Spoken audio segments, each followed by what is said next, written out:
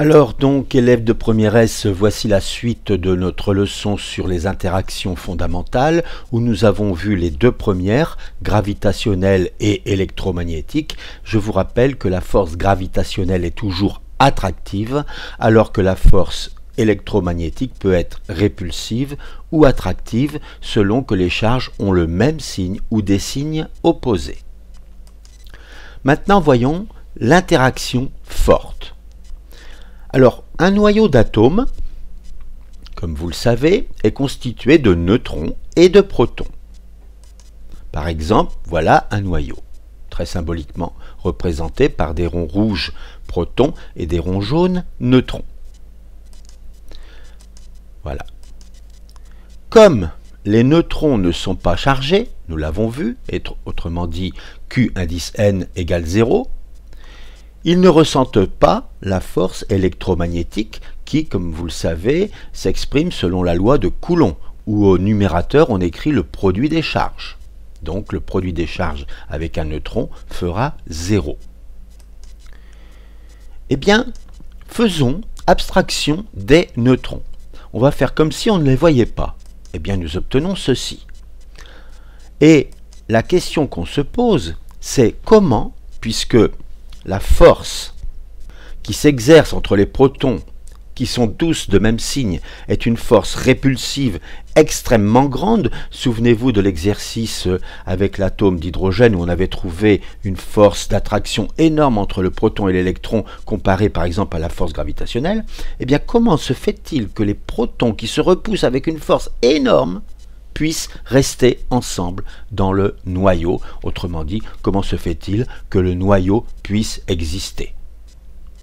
Eh bien, c'est parce qu'il existe une force encore plus grande qui est justement l'interaction forte. L'interaction forte est une force nucléaire, c'est-à-dire qu'on la trouve seulement dans le noyau et elle s'exerce entre les nucléons. Cette force, bien sûr, est attractive. Et elle est à très courte portée, c'est-à-dire que 10 puissance moins 14 mètres, c'est à peu près la taille d'un noyau. Retenez que, par exemple, la taille d'un nucléon, c'est autour de 10 puissance moins 15.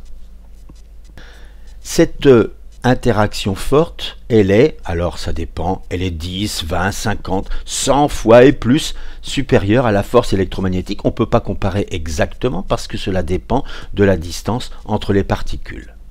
Mais retenez que de toute façon, à l'intérieur du noyau, l'interaction forte est très nettement supérieure à l'interaction électromagnétique et, a fortiori, de l'interaction gravitationnelle.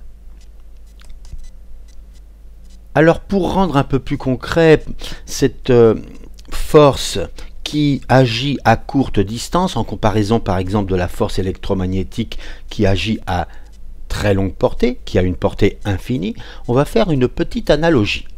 On va prendre deux aimants, ou plus exactement deux pôles nord d'aimants.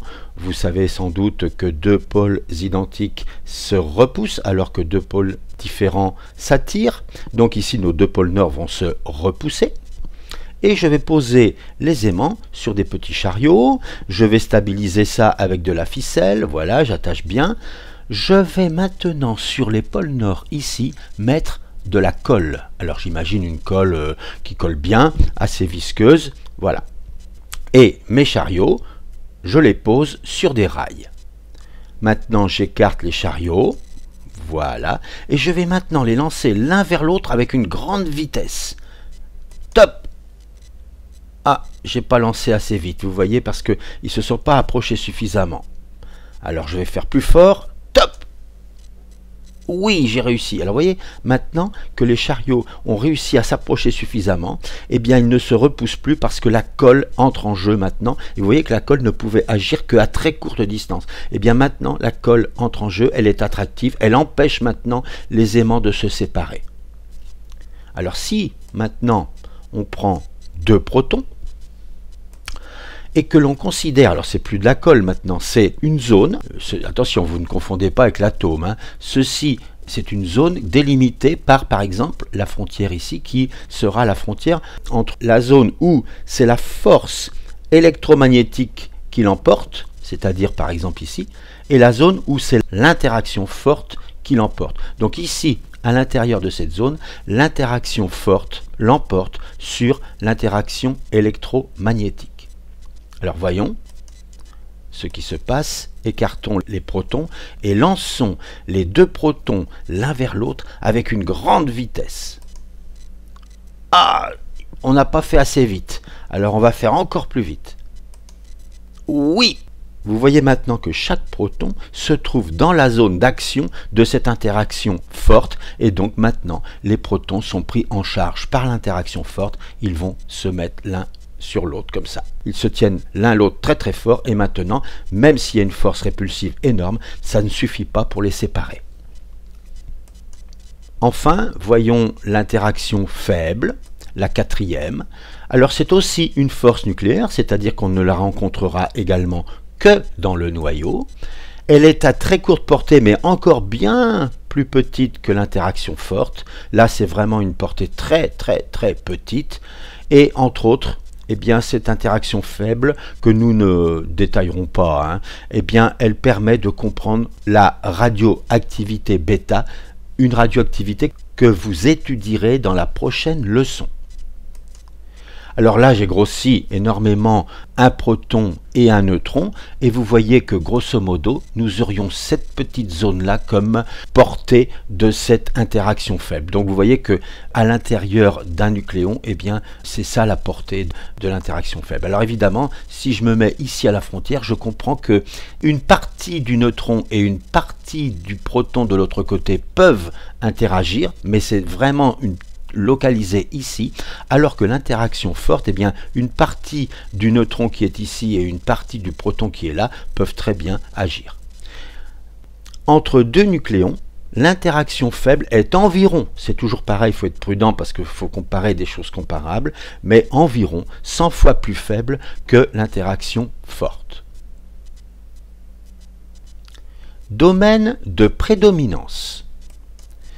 Alors, à l'échelle astronomique, eh bien, à l'échelle astronomique, d'abord, l'interaction doit être de portée infinie. Par exemple, ici, j'ai représenté la Terre et la Lune. La distance n'est pas infinie, mais elle est très grande. Eh bien, si je veux qu'il y ait une interaction entre la Terre et la Lune, il faut une très grande portée. Et comme la matière à très grande échelle est électriquement neutre, il ne reste plus qu'une interaction possible à l'échelle astronomique, c'est l'interaction gravitationnelle. Donc vous retenez qu'à l'échelle astronomique, c'est l'interaction gravitationnelle qui prédomine. Alors de l'échelle humaine à l'échelle atomique, ici les masses sont trop faibles pour que l'interaction gravitationnelle joue un rôle prédominant.